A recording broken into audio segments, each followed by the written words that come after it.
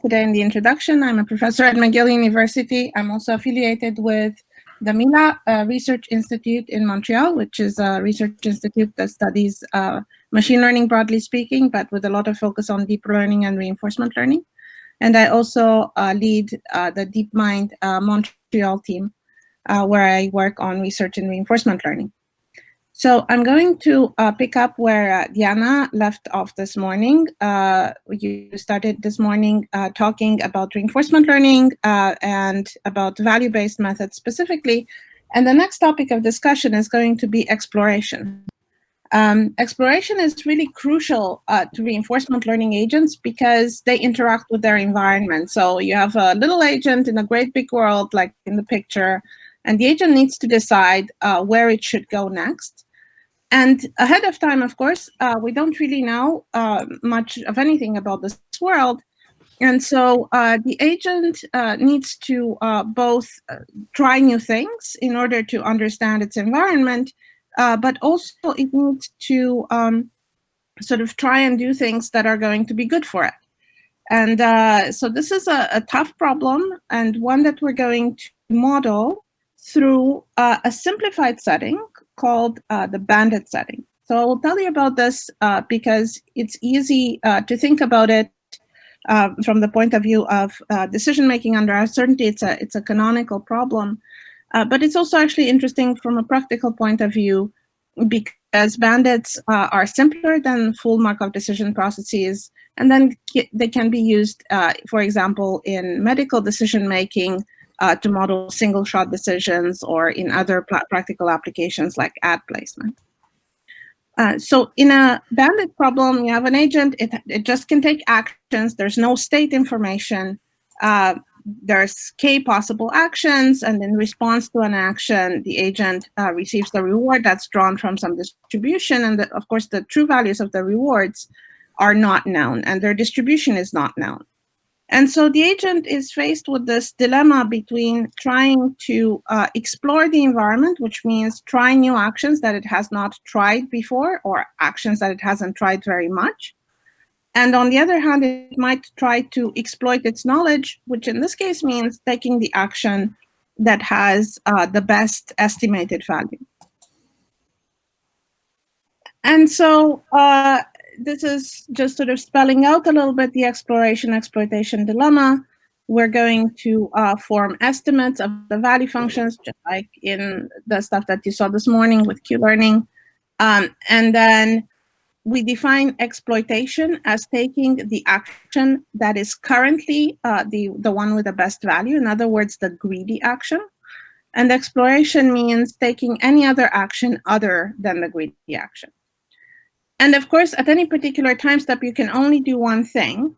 But over the lifetime of the agent, over multiple time steps, the agent will need to always decide whether it wants to exploit its knowledge or whether it needs to explore. And this is actually a very interesting aspect of reinforcement learning that you don't see in other kinds of learning algorithms, like, for example, in supervised learning. In supervised learning, typically the agent is presented with a data set and has to churn through that data set and build a representation. But in reinforcement learning, the data that the agent sees is a direct consequence of the actions that it is taking. And so it really is very important for the agent to take diverse enough actions that it sees interesting data from which it can learn a lot. The other interesting aspect is that, of course, the environment might be changing over time, and the agent itself is changing because it's updating its value estimates. And so the agent can't really ever stop exploring. It always needs to explore, but maybe over time, the exploration should actually decrease so that the agent can start doing things that are just of good value. The easiest way to do exploration is what's called epsilon greedy action selection. And this is something that you will also explore in the tutorial and in the collab later on today. Epsilon greedy is essentially just a coin flip. The agent has a biased coin, and at every time step, it flips this coin with probability epsilon is going to pick a uniformly random action.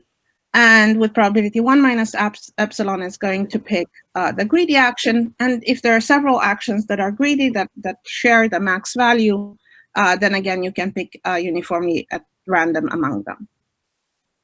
So this is now introducing another hyperparameter for the algorithm, which is this epsilon. It's a number between 0 and 1, and you pick this number basically according to how much you think the agent should explore in an environment. The best setting is environment dependent. So like with all hyperparameters, you need to do a search over this value of epsilon in order to find a good value. And of course, now we have a very, very simple way to balance exploration and exploitation. And we should look at what this does to get a little bit more intuition about it. And so to do this, we look at a very simple example, which is a 10-armed bandit problem. What you see in the picture is there are 10 actions labeled 1 through 10 on the x-axis. And for each action, there's a distribution of reward that has a certain mean and a variance of 1.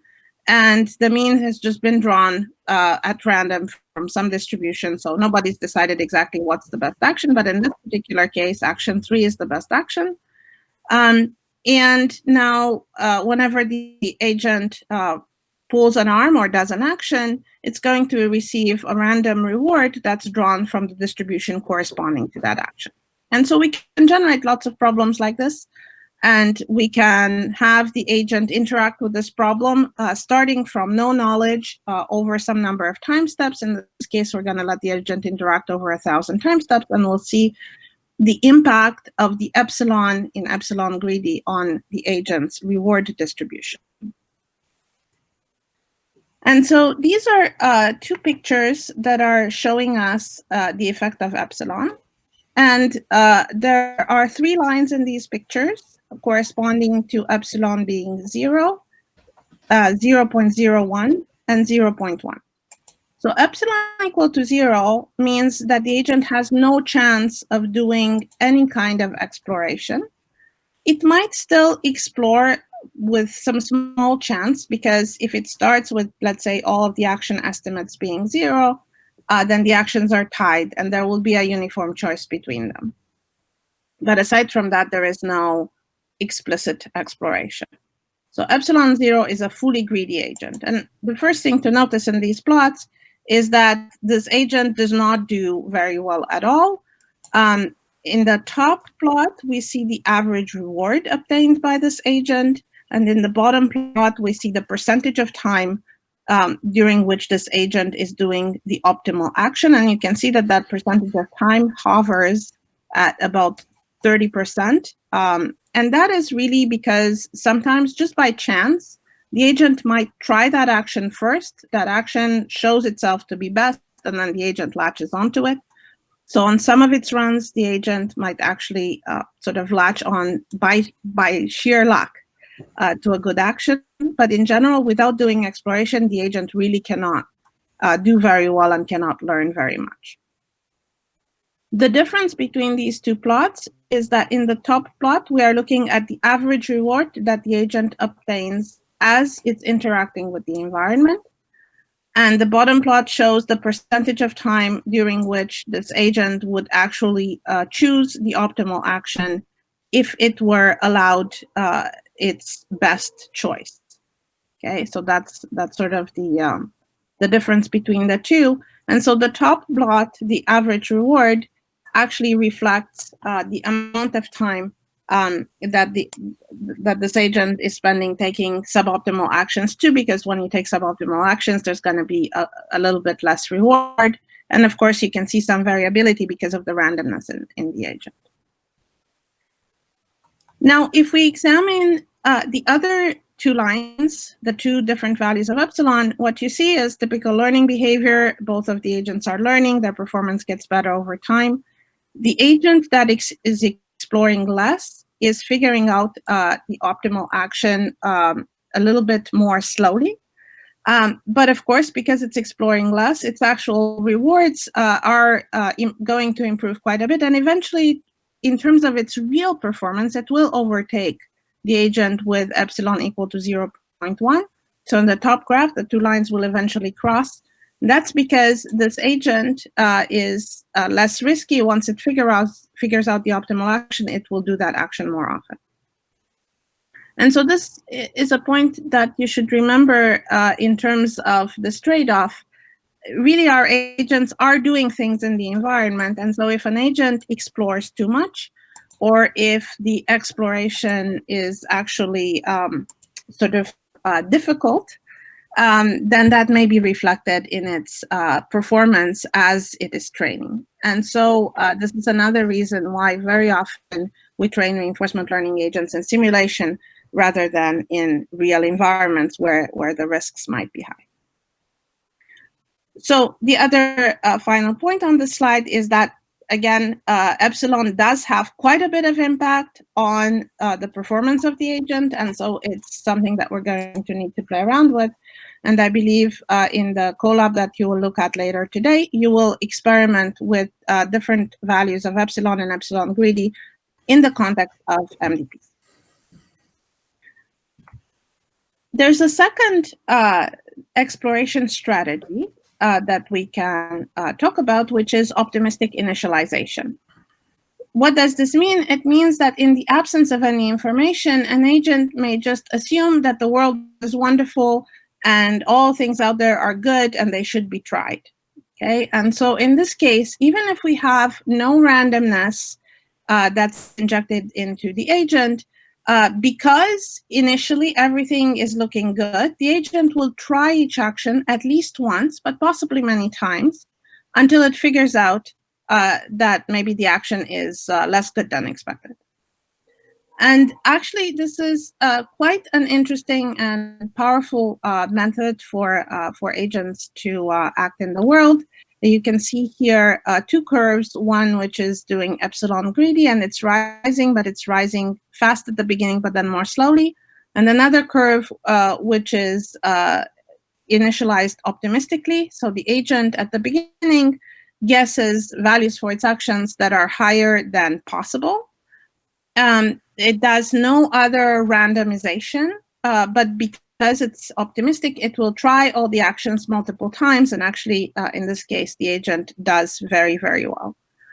There is a large class of exploration methods that is based on this idea of optimistic initialization. Now, ideally, you can't always be optimistic. You might be optimistic in the beginning, but you would like this to kind of wash away over time. And so another sort of very interesting class of methods is the one that looks at counts. How many times has an agent actually tried something? And it basically tries to take this into account. So if we've never tried an action, we may want to be very optimistic about it. But if we have tried an action many times, we would like this action to be sort of boosted up only just a little bit. And this bonus that we get for exploration should be reduced over time. And again, there are many different methods that have this flavor. One of the early methods, and which is quite popular, is called upper confidence bounds. And so upper confidence bounds is based on the idea of optimism in the face of uncertainty. What this means is that the agent will keep its action value estimate, Q, but it will also receive a bonus for exploring new things. And this bonus is the second term in our equation here, and it has a constant. We're not really going to talk about that. Think of it as a hyperparameter. It's got some more stuff in it that we're not really showing. But what's under the square root is a little bit interesting to think about. So on one hand, we have a count of how many times an action has been tried up to time step t.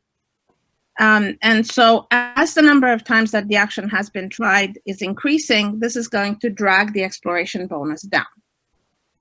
And on the top part there, the log t is basically saying that we don't really want to stop exploring. And so this term grows, but obviously it will grow less the term on the bottom. And so again, we're looking at comparing epsilon greedy with UCB, and you can see that UCB in this case does slightly better. Of course, this will depend on the problem, but by and large, these methods that are doing optimistic sort of action selection based on bonuses in the face of uncertainty are actually quite well behaved. Now, one of the difficulties, of course, is that we have to maintain this count now of how many times we've tried an action. And as you might imagine, this could be problematic, for example, if we have lots of actions. And of course, if we have an MDP, this count will depend not just on the action, but actually on the state. And so we'll talk in a little bit about how we might deal with this problem of keeping track of counts when, let's say, the state space is very big or infinite, and when the action space is very big. So let's recap where we are. We talked about RL exploration, and I told you about two different sort of principles that we can use to do RL exploration. One is just randomization, so adding noise to what is currently the greedy policy. And the other one is optimism in the face of uncertainty, which essentially tells the agent to prefer actions where it does not know very much about the value of the action, so the uncertainty is high. An upper confidence bound algorithm falls into this category. There are two other kinds of approaches, which we're not going to have time to talk about in a lot of detail, but there's a lot of interesting papers out there talking about them. One is probability matching. So probability matching basically says you should maintain a probability distribution that tells you what's the probability of each action really being the best in reality. And then your algorithm should try to match this distribution. So an algorithm in this class is Thompson sampling, and there's many different variations of Thompson sampling, in fact. And then finally, for really interesting and intelligent exploration, one should actually plan to look out for information. And there's a broad class of methods called Bayes adaptive MDPs, where the agent is explicitly reasoning about how much information a particular action might bring and trying to gear the exploration towards that. So what would we really like from a good exploration algorithm? First of all, we would like it to be non-dithering. That means whenever the agent does something random, ideally, it should be encouraged to move quite a bit away from its current situation. Now, of course, not all algorithms have this property. So for example, epsilon greedy is a very local algorithm that kind of jitters the agent in place. And we really need to work hard in order to drive the agent away from its current situation. Also, the algorithm should be adaptable, both to the learner's needs, that is the learner's stage of learning, and to the task at hand. And so, for example, if you are in a task where there is high risk of, let's say, the agent being hurt, then maybe the exploration should not be so aggressive. There are some interesting methods for doing function approximation with exploration. And so I'll tell you 3 of these kinds of methods. And they are all related to the bandit methods that we have talked about, but they are adapted to the case of MDPs and function approximation. So the first method here is prioritized experience replay, which has been explored in quite a few papers in conjunction with deep Q learning, DQN. And the idea here is that as the agent is gathering experience and putting it in its experience buffer, we would like the agent to select experience where it is uncertain in the outcome of that particular action. Now, how do we measure uncertainty if we don't actually have the ability to have a full distribution? Well, we can look at the temporal difference error. So this is the error between the value of the current state of the agent and the value that the agent would assign to the transition one time step later. And so if we select transitions that have high temporal difference error, ideally, this maximizes the learning opportunity for the agent because the error is going to drive gradients and it's going to cause updates to the agent's deep network.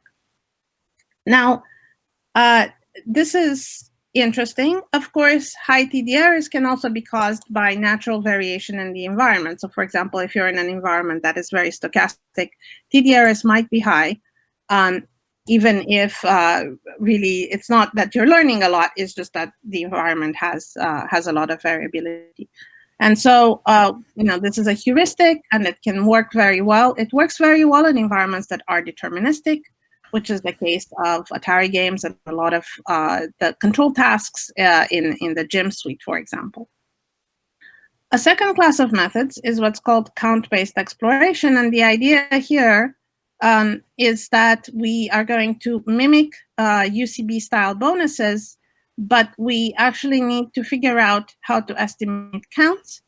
And in this particular class of methods, counts are actually estimated also by doing function approximation. And there's this neat trick in the spare paper by Mark Bellmeyer and colleagues that shows how to do that. So count-based exploration, one can think of it as an extension of UCB, but deep Q-learning.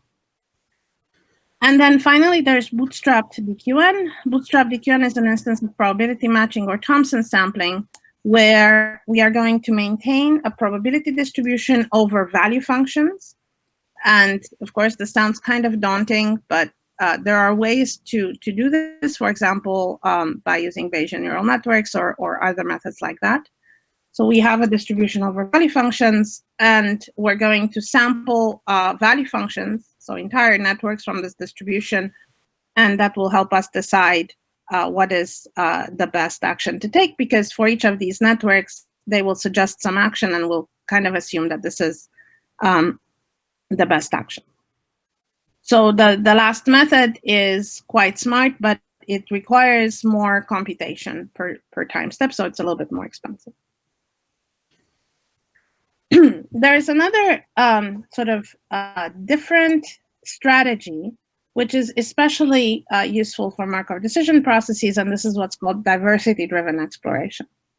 So in this case, we would like our agent to build a diverse collection of behavior, because in different environments, in different tasks, you may have different needs. And so the idea is that we are going to have, for example, different exploration strategies, or the agent might have particular sub-policies, ways of behaving that it's acquired ahead of time, and we would encourage these to be quite different from each other in order for the agent to be able to behave well.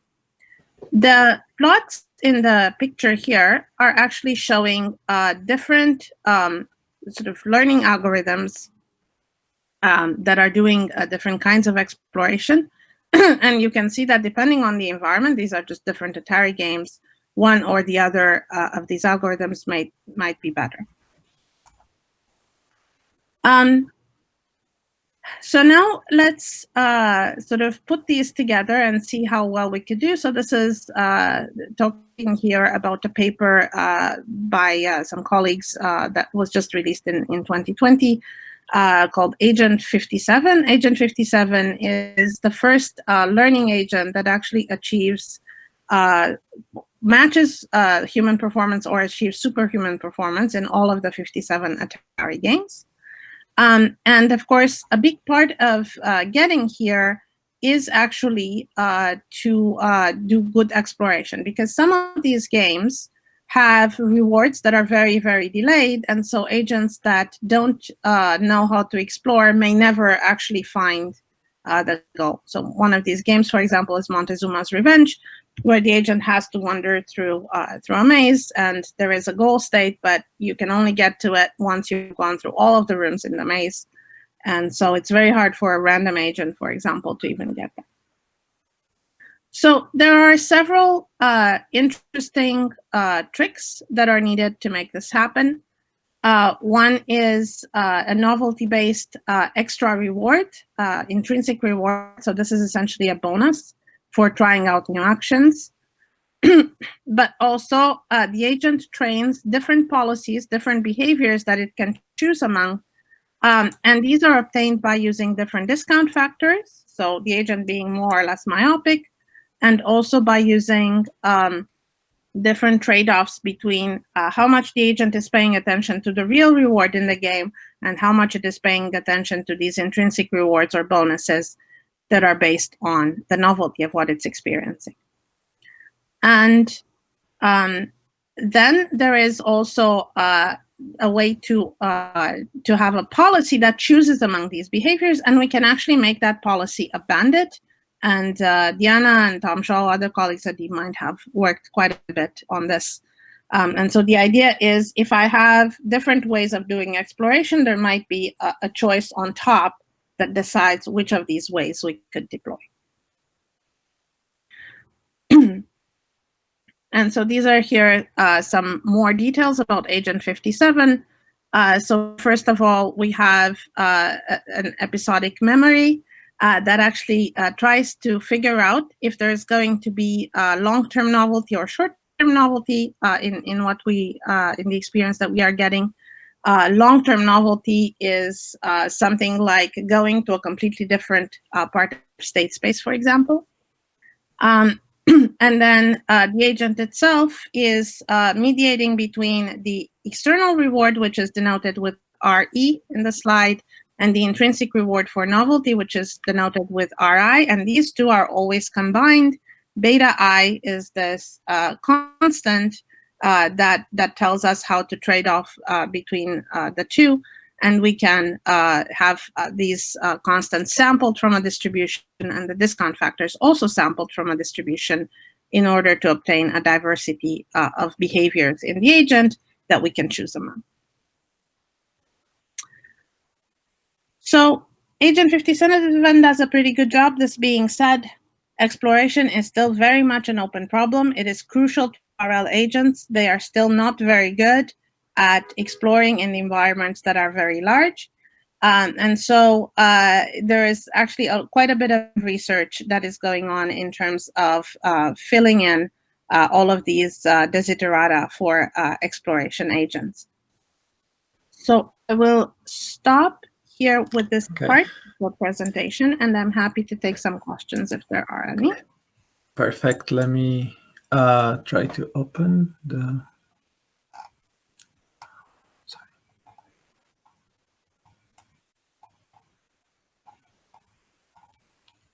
Can't find my tab.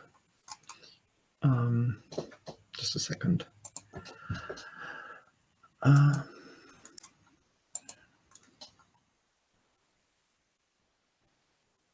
Okay. Am I presenting the? Yeah. Okay. Perfect. So I guess first question is, if the env changes, how the agent knows when to redo exploration if it has been confident with some arms? Yeah, so actually the agent always has to keep exploring. So if we think that the environment might be changing, the probability of exploring should never actually go fully to zero. You know, in epsilon greedy, we can just, for example, keep the epsilon constant, or we can decay it over time at some rate, right, by multiplying it with some small factor. The other thing that the agent can do is, again, to try and use bonuses. And so if the agent was predicting some value and it obtains a reward that is very different, one can decide, for example, that the reward is different enough that the agent should try that action maybe again. And there have been historically some heuristics, using, for example, statistical tests to decide whether a reward is really drawn from the correct distribution that the agent believes or not.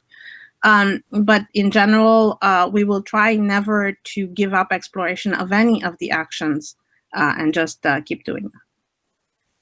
Cool. Okay. And optimistic initialization in continuous state action spaces, that is a great question. So optimistic initialization works with value functions.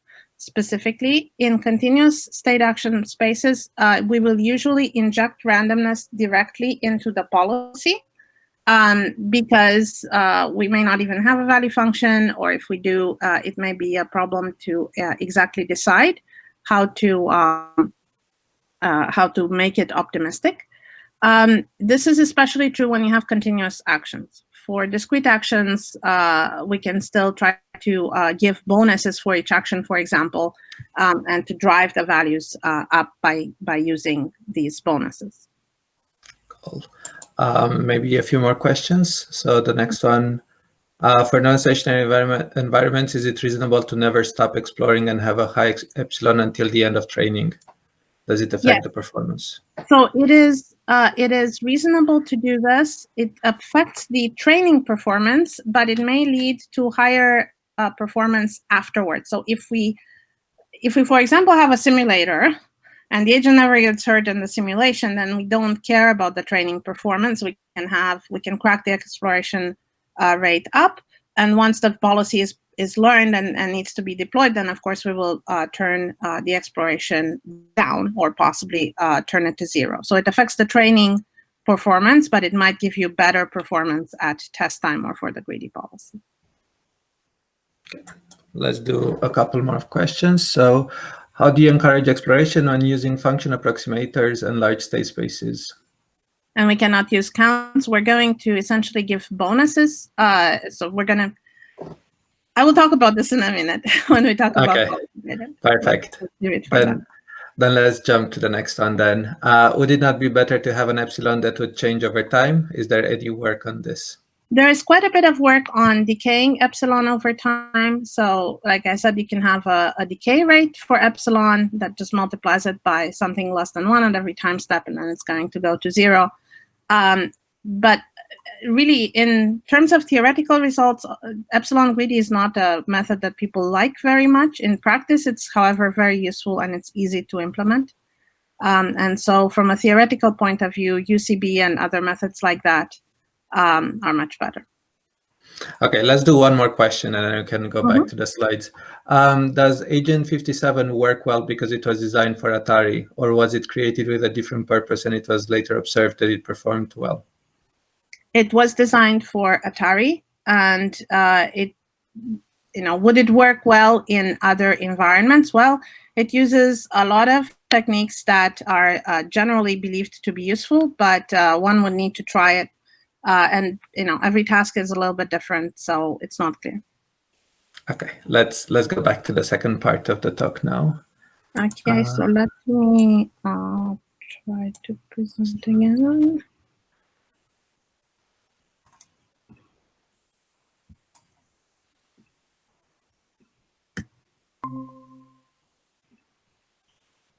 Can you see my screen? Yes.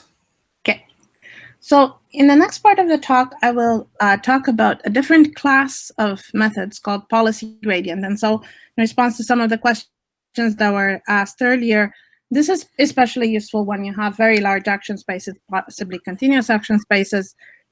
And a lot of the stuff that I'm going to talk about is using material from the reinforcement learning book by Sutton and Bartow, but also papers from John Schulman and Peter Abiel, who have done a lot of work on continuous actions selection. So just to recap the high-level picture, so far we've mainly talked about value function approximations or value-based method, where you have something like a deep network or some other function approximator. It's parameterized. It takes in information about the state or the state action, and it produces an estimate of the return, which is this V hat here. And so our reinforcement learning algorithm is going to adjust the parameters theta that are in this box. And unlike in sort of normal supervised learning, the targets that we use to train this box actually depend on the agent's current estimate. And so this is something that can create a lot of problems because, of course, the agent's value function is changing. So these estimates are changing. That produces non-stationarity. The data that we have to train is not IID, either in terms of inputs and in terms of outputs. And even though we do lots of tricks to make the data look more supervised, as we've seen with DQN, there's still actually quite a bit of non-stationarity, and these methods can diverge or sometimes can show instability. And so what I want to show you now is an alternative called policy gradient methods that try to directly learn a stochastic policy and optimize directly the parameters of this policy with support from a value function, but without caring too much about the exact estimation of this value function. So just to contrast this a little bit, in the previous lecture, we focused a lot on action value methods where we learn the value of each action, and then the policy is generated as a side effect by doing max or doing epsilon greedy, or essentially looking at the values and deciding which action to do. In policy gradient, the box that we're going to learn is actually a policy. We're going to learn the parameters of this policy by doing gradient descent on the performance objective, which is the return, the expected return. So our objective is going to stay the same, but what we're updating is going to be different. And in particular, there's a class of such methods called actor-critic methods, which learn both a value function as well as policy parameters. And I'm going to tell you a little bit about that as well. Now, why would we want to approximate policies rather than value functions? Well, in some problems, the policy is just simpler to approximate. So, for example, we had at McGill University a few years back a collaboration with Hydro-Quebec, which is an electricity producer here in Canada. And in that case, we needed to learn how to turbine water through a power plant. And the policy for managing turbines is actually always of the following form. You have the valves being closed, and you gradually open the valves in a sort of like a linear fashion up until they're fully open, and then you can bring them back down. So the policies are actually very, very simple. They have this kind of threshold linear form. But the value function is the estimated return, which basically means how much money the company is making. And that is actually very hard to estimate. So that's a clear case where the policy is very simple. Also, in some cases, we want to end up with a stochastic policy because the environment continues to change over time, or the environment is really not a Markov decision process, so does not fit the assumptions that we make about optimal policies in general. So for example, if you're playing a game like poker, you can't really always play the same way, because if you play the same way, the opponent will latch onto that and will always trounce you, right? So you need to have a policy that is randomized. And so we may want the policy to be stochastic by its nature. We might want to approximate policies because that allows us to smoothly change between policies rather than do abrupt changes. So if you imagine the value function, if I have two actions and one is slightly better than the other, maybe with one sample, they switch. And if the policy is almost always greedy, this is going to change the policy in a very significant way. And so that can be a problem, whereas with policy gradient, the policies always change more smoothly. And we can also avoid searching for the max, which can be difficult, especially in continuous action spaces. And there are actually some indications that in biological systems also, we want to have policies independently parameterized from the value functions. So I will show you first a sort of simple gradient-bandit algorithm that gives you the idea of what these parameterized policies look like. Okay, and so again, here we don't have state, it's a bandit. We're going to have some action preferences, which are denoted here H. HT means how much I prefer the action A at time step T. And of course, these could be action values, but they don't have to be. They really just need to be preferences, right? And now we can make a distribution essentially by putting these values through an exponential and normalizing. So the probability of taking action A at time step T is given by this form where we take its preference, ht of a, we exponentiate it, and then we normalize by the sum of these numbers. Okay, and that's pi t, the probability of taking the action based on knowledge that we have at time step t. And so now we can actually try and construct what does it mean to modify these preferences in response to rewards. Okay, and so we're going to think of these preferences as parameters. These are really the parameters of the policy. Okay, and so ht is not a value function; it's just the parameterization of the policy, and we can update these probabilities by doing gradients. And one can do a derivation, we'll talk about this in a minute, and arrive at a learning rule. It's a little bit interesting to look at this learning rule. So first of all, what does this learning rule say? It says we're going to update the current value of the preference with respect to two things. One is how much better is the reward we receive, RT, compared to the historical average of rewards, RT bar.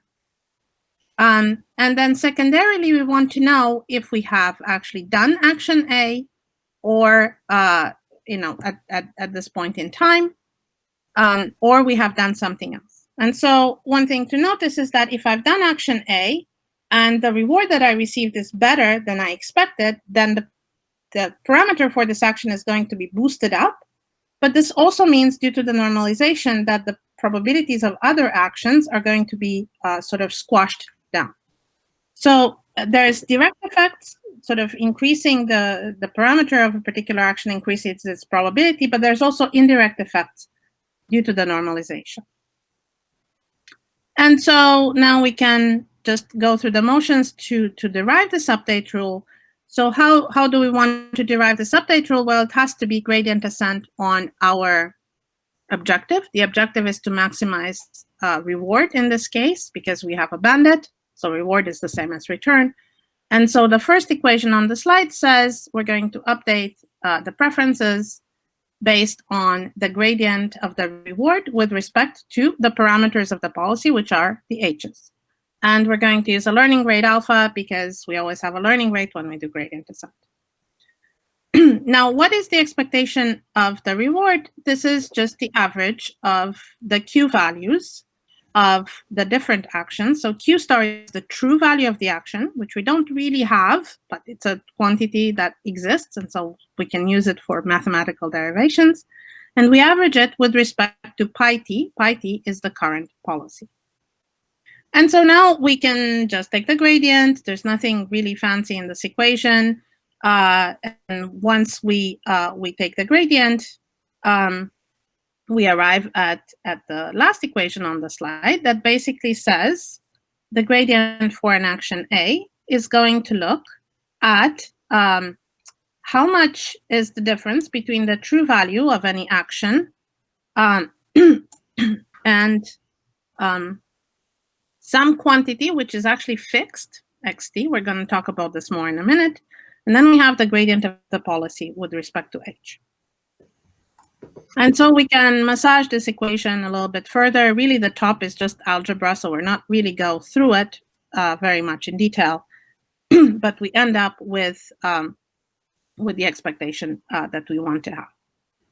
So think of this approach as essentially a blueprint for deriving policy gradient algorithms. We're going to parameterize the policy somehow. Here we parameterized it by these preferences h over actions.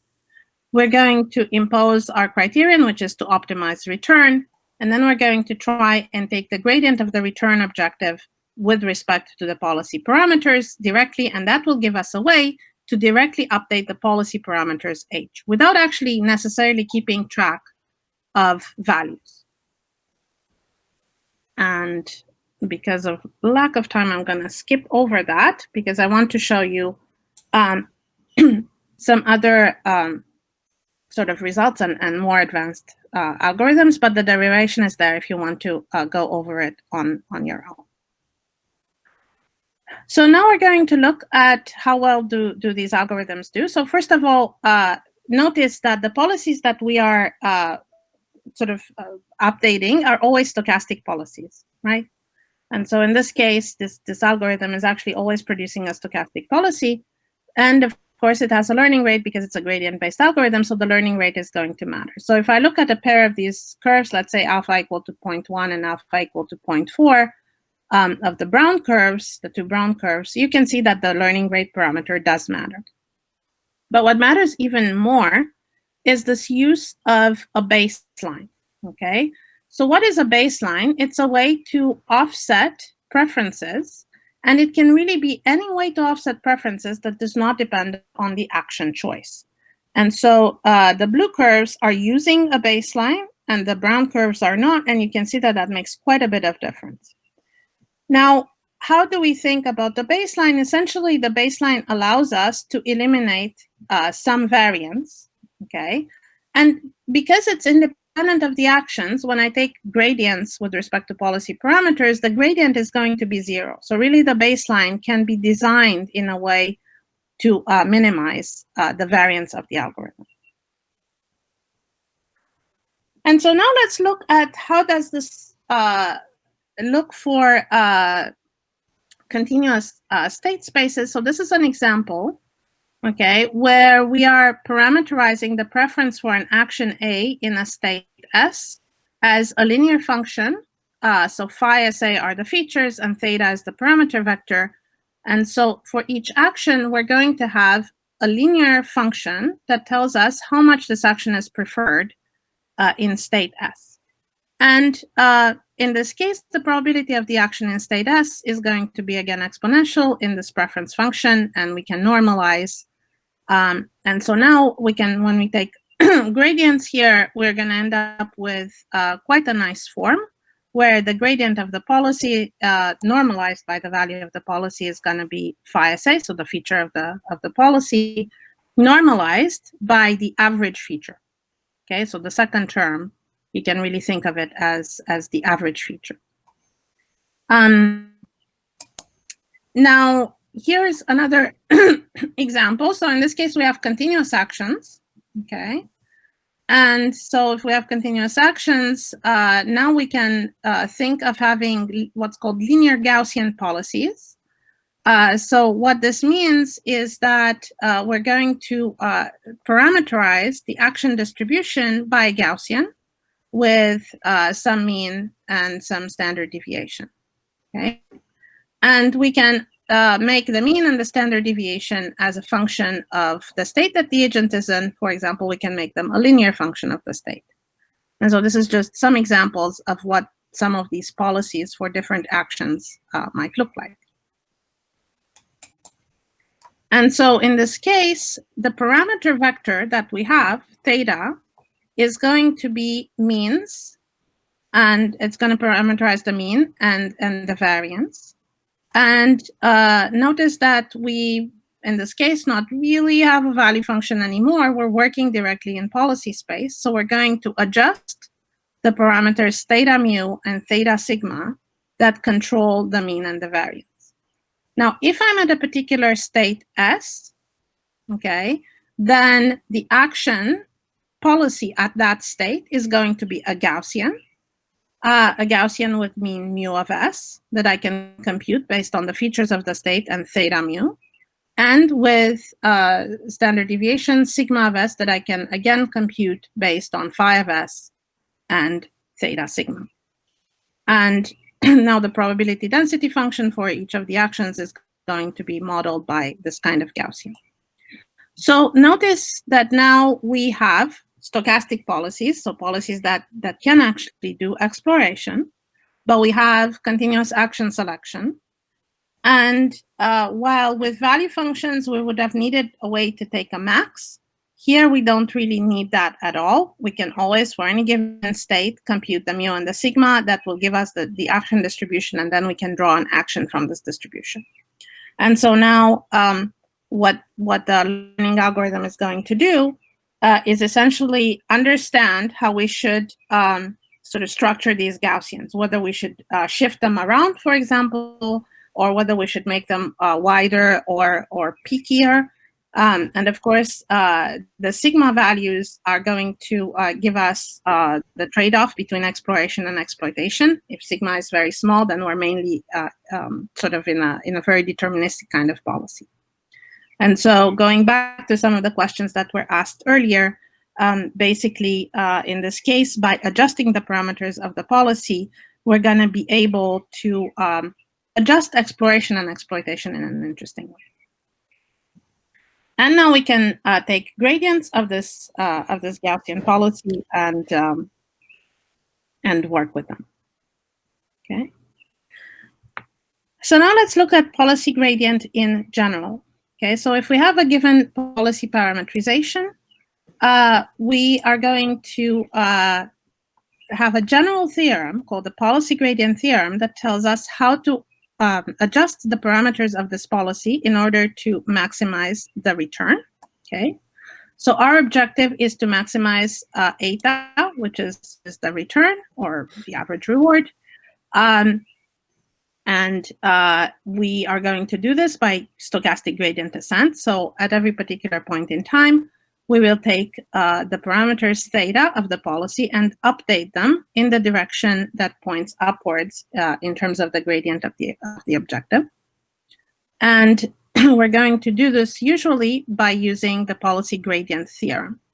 Now, the policy gradient theorem is proved in the Sutton and Bartow book. Again, we don't really have time to go over the proof, but it's interesting to look at the form of this objective. Basically, this objective says the gradient is going to be averaging over the distribution of states. So d pi of s is the stationary distribution over state space that's achieved by pi. And we're going to have q pi, that's the value function of the action A in state S, which essentially estimates the return given action A. And we're going to take the gradient of pi with respect to theta, and when we do this, we are going to then sort of have a handle on the policy parameters. Now, of course, we can't compute these expectations exactly, so we're going to use sampling. That's the first observation. So really, the expectations will be sampled. And secondarily, we really don't have to estimate q pi. We can, for example, use direct returns. Or we can use a baseline. So instead of having q pi there, we could have some value that depends on q pi, but that uses a baseline that depends only on the state, like the average feature, the average value, and so on, and control variance in this way. And we can use this approach to, for example, derive REINFORCE, which is a very old and quite famous policy gradient method. We can use the policy gradient theorem to derive it. In REINFORCE, we don't have a value function. We only use the estimate GT of the return. And then we apply the theorem directly without having values. So this is, again, looking at the baseline. So the baseline is this quantity that depends only on the state. It can be any function of just state and not actions. Very often, people will use the value function over states, just because that's a quantity that we might be computing anyway. And essentially, it centers the action values, right? So it has the same effect as centering around the mean of a distribution. The reason why we can use an arbitrary baseline that doesn't depend on the action is that, just as we see in the equation, when we take the gradients, the gradient of this term is going to end up being 0. Okay, now what is Actor-critic? Actor-critic is trying to use the value function in order to adjust the policy. So because we've talked about estimating value functions, because the value function can actually provide more stable information, less variance than the returns, we might want to use it. So what is an Actor-critic architecture? We have the state that comes in, and the state is used both by the policy, which we call the actor, and by the value function, which in this case is going to be thought of as a critic. So the value function is going to tell us, should the policy increase the probability of an action that is doing better than average, and sort of consequently decrease the probability of other actions. And so the policy takes actions in the world. The agent receives states. It also receives rewards. The value function gets updated, for example, using TD errors, and the policy gets updated with information that is coming from the value function. And so unlike in reinforce with actor-critic methods, we are going to have here some targets that are coming from the value function. So it could be a TD target, for example, rather than using just the returns. And so in the top equation, you have reinforce with a baseline, can be any baseline. In actor-critic, we can use either the return or the one-step TD target, or maybe an n-step TD target if we want. And we can use the value v hat of a particular state as a baseline. And so now we, of course, have to estimate also v hat. So that means we need to have an extra network that does this job. But typically, this leads to more stable learning and faster learning because we are introducing a little bit of bias in the service of reducing variance. There are different versions of this algorithm.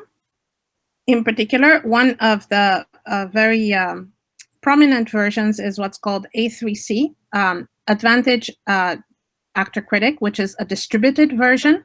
Okay.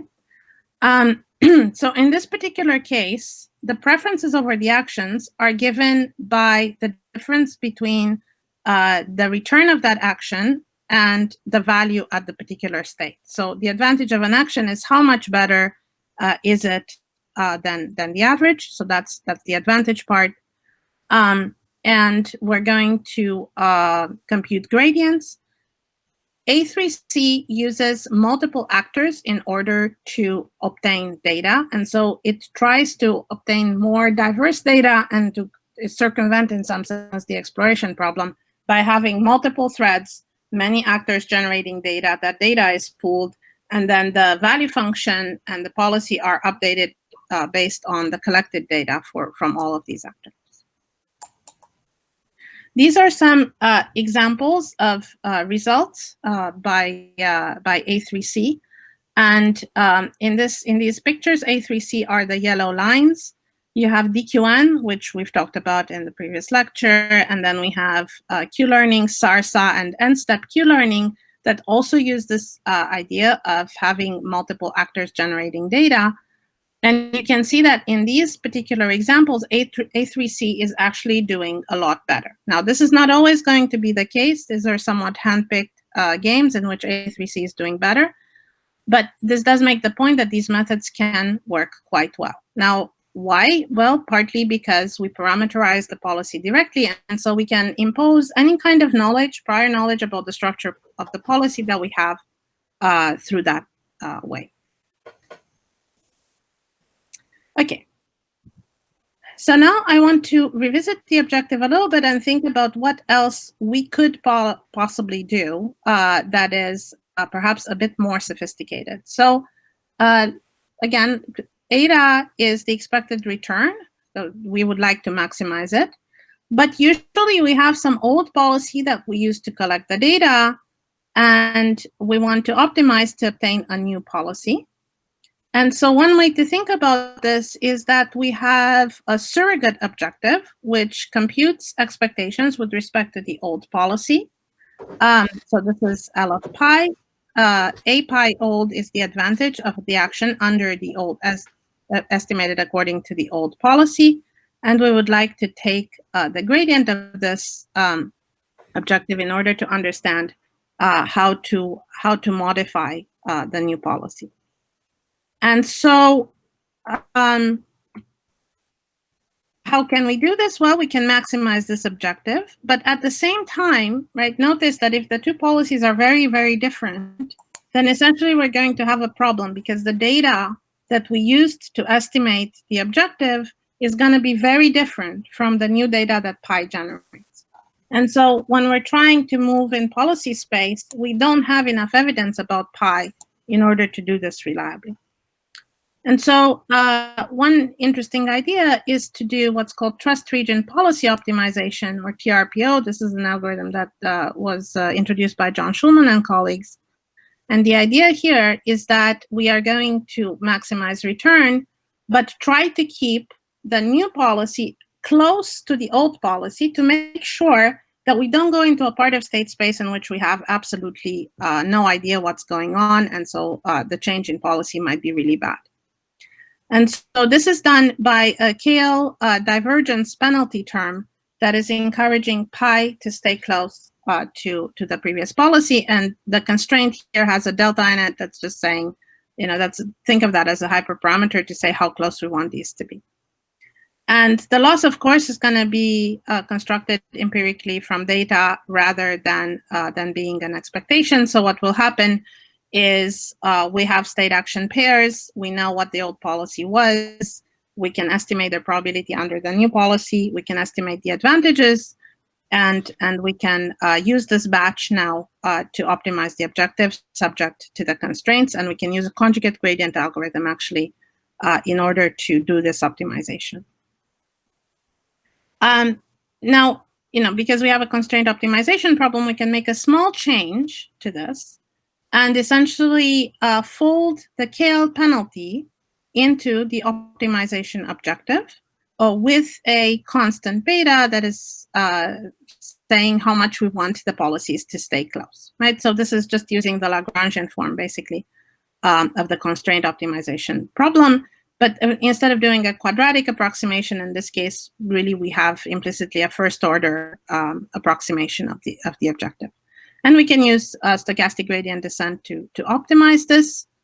And so proximal policy gradient optimization, or PPO, is a very sort of widely used algorithm in current RL, especially in continuous control tasks, where we use stochastic gradient descent on this objective, but we also do a further trick, which is to tweak the beta in order to sort of allow adaptively the two policies to be closer or farther out. And so we are going to essentially be adaptive in terms of how much we require the new policy to stay close to the old policy. And so this has been used quite successfully in a variety of tasks that are essentially locomotion tasks, robotic-like tasks. There's this environment called the gym, and there's also the control suite from DeepMind that have a lot of these problems. Some are harder and some are easier.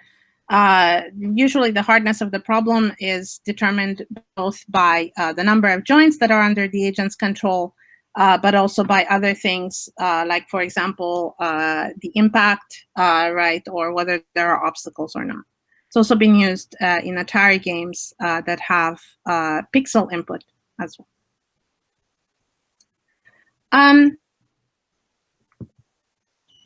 So going one step further from PPO, we can try to incorporate some of the tricks that we know work in value-based methods in order to get the algorithm to be more stable and more efficient in terms of its learning speed. And so this is the idea behind deep deterministic policy gradient, or DDPG. And so the idea here is going to be that we'll take the agent's experience. We will use a replay buffer, just like in DQN. We will also use a target network, and we will try to estimate Q values for the agent, and then build the policy, compute the gradient of the policy based on these Q values. And we use a Polyak averaging version of Q-learning. What does this mean? Well, so first of all, we're not going to do maxes because we want this algorithm to work even in the case of continuous actions. But the Q value is always going to be computed based on the agent's policy. And if, for example, we have continuous actions, pi here means that we're going to sample from the agent's action distribution and use a sampled action. And the target is going to be computed by using the reward plus the value of the next state and sampled action.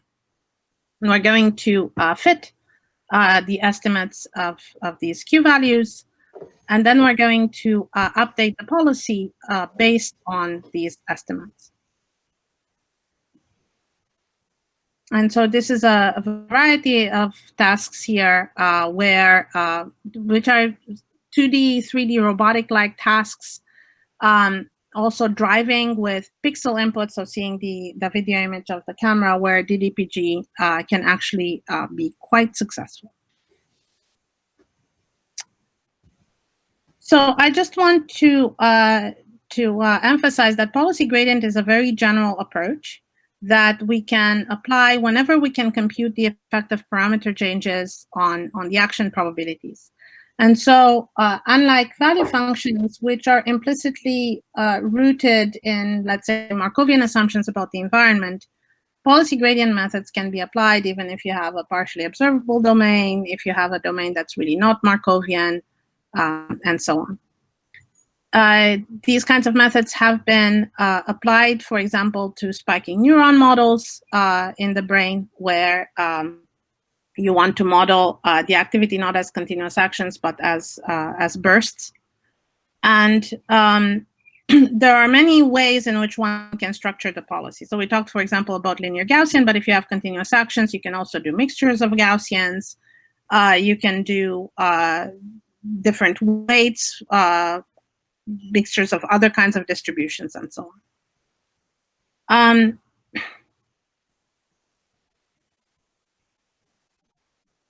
So I want to leave you with a few thoughts about open questions in our own. Then I'm going to take questions that you might have about the second part of the lecture. First of all, I want to emphasize that while reinforcement learning with deep nets and nonlinear function approximation has been quite successful in practice in a variety of tasks, from a theoretical point of view, the properties of these algorithms are still not that well understood. There's a lot of activity right now in exploring theory for deep RL algorithms, and so it's an exciting area to get into for the more mathematically minded. Whether you're doing policy-based or value-based methods really depends on the application. We have now a coterie of methods. Generally speaking, it would be nice to have more stable algorithms. So for those who try to use deep RL, you will notice that there is always some amount of tweaking involved in getting these algorithms to work in a stable way, to learn sufficiently fast, and so on. And there may be things that we knew in the past, like using more stable function approximators or kernels or things like this that may be that we may be able to exploit even with deep nets. And finally, exploration is still a huge open issue. So I will stop here, and Thank you. I'm happy to take questions. Thank you, Doina. That was an amazing lecture. I'm just going to clap on behalf of all the participants. There's quite a few questions, so we're probably not going to be able to go through all of them, but let's try to go through a few of them, and maybe we can answer some of the others in an offline manner. So I guess the first question is about OpenAI released a video 2 months ago where two agents played hide and seek. Can you summarize their methods? I don't know. Do you know exactly about this work, or? No, I have seen the work, but I don't have a deep understanding of it. It is a multi-agent method, so I'm not really gonna talk about that, but I believe there's a paper out now as well that talks about it. Okay. Do you think model-based algorithms have an advantage over model-free for exploration? Great question. So model-based algorithms allow us to capture uncertainty through the model. And so in principle, they should have an advantage. In practice, it is very hard to get model-based algorithms to match the performance of model-free algorithms. And so this has been a sort of a continuing frustration in the field for many people, including myself. I think if we were able to build models in a reliable way, then models would be very useful for exploration, and we could do, for example, base adaptive MDP-like methods much better. Yeah, but it's an open question how to get that to work well. Okay. Next question: how do you design a reward function for a custom RL problem? Is it possible to automate reward function designing? Is it inverse RL most efficient method for the same problem? Yeah. So the design of the reward function is really part of the design of the RL problem, and in practical applications, this is knowledge-based, right? You, as the person who wants to solve a particular problem, needs to define the reward function in a way that captures what you want. So inverse reinforcement learning can do some of this if we have data that we assume is capturing reasonably good behavior. But very often we have data from people. And so, for example, even if we have, let's say, a game and we have multiple people playing the game, they may not all be pursuing really the same reward function because it's not always about making the most points. Certain people, let's say, like a certain style of play. And so it's kind of hard in practice to get IRL to work. One approach that I am interested in and I've been pursuing is just to look at a variety of reward functions and then learning behaviors and value functions that correspond to a diversity of things. So this is called generalized value functions. And I think perhaps in the future that would remove some of the burden, because if you have many reward functions that you're trying to estimate, then maybe you can leverage the knowledge that you obtain, the policies and the models that you obtain for any problem that you would want to solve. Cool. For the next question, how do we know if the optimal policy of a problem is stochastic rather than deterministic? So if the environment were a Markov decision process, we know that there is a deterministic optimal policy. But in all the cases that we look at, basically the Markov violation is the Markov property is violated. Maybe because we have function approximation, which makes everything partially observable. And so in such environments, we want policies that are stochastic. Now, I'll say one other thing, which is that optimality is useful from a theoretical point of view for us to reason about the algorithms, but actually it's not really necessary from a practical point of view. We just want policies that are good enough. And so sometimes, the proofs focus on optimality, but really we want sort of satisfying policies in some sense, and maintaining randomness can help with that. Okay, let's do a couple more questions. So how to prevent terminate exploration that is leading nowhere? Example, following a trajectory, we took a wrong turn, hence exploration thereafter is in vain. That's also a great question. And if you had a model so that you can notice that your exploration thereafter is in vain, you could use that. But otherwise, we may not be able to avoid these kinds of problems. The next question is the exploration exploitation a test time problem or also a training time problem? It is a problem at training time as well, because on one hand, if you are training in a real system, of course, you want the exploration to be safe. But also, if you actually have an agent that can't gather that much data, you want it to gather good data, right? So from that point of view, exploration exploitation is a training time problem. You want the exploration to give you good information. And so, for example, in practical applications, if you're gonna, let's say, deploy some version of your system to get data from customers, you just can't have that much data, and you need to be mindful how you get it. The next question, is epsilon also a learnable parameter or a constant?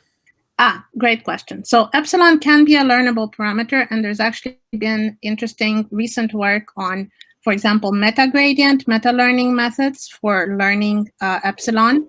So if you have, let's say, many environments, a distribution over environments, you can train a good epsilon strategy, right, for this distribution of environments. Cool. Let's take two more questions, and then the rest we'll try to answer offline. So the next question is, can Gaussian processes aid in sampling the best value function? Yes, absolutely. And there's been very interesting work from Mark Dasenroth and others in a robotics context that uses Gaussian processes in order to sample vector functions. Okay, and then the last question. In general, do we prefer an agent that is learning slower than others, but it can outperform, or do we care more about the speed of learning? So that depends on the task at hand. If we are only allowed a few samples, then we need fast learning. If we have a simulator that we can run very quickly, then it's fine. We can just run the simulator for a while, and then we care about the ultimate performance. So, for example, if you are, let's say, in a clinical trial setting where you have, access to a few thousand people to gather data from, for example, then the speed of learning really matters, right? But if we are, let's say, playing Go, we can simulate many games of Go, and maybe the speed of learning is not quite as essential. Amazing. Let's just wanted to thank you again for the lecture, and yeah, we'll try to answer some of the other questions offline. Thank you. Thank you very much, and I'm happy, Razvan, if you send me the questions, I can just type up. Yes, I'll make a doc and send it to you for more. Perfect. Wonderful. Thank you. Bye-bye.